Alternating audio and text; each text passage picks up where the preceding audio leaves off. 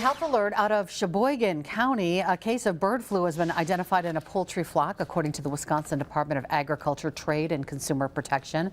The virus is highly contagious and deadly to poultry. Officials have quarantined the affected area and will kill off part of the flock to prevent spread of the disease. Meat harvested from it will not be allowed for consumption. State Department of Health Services also monitoring exposed farm workers for symptoms of bird flu. Officials say the risk to the public remains low.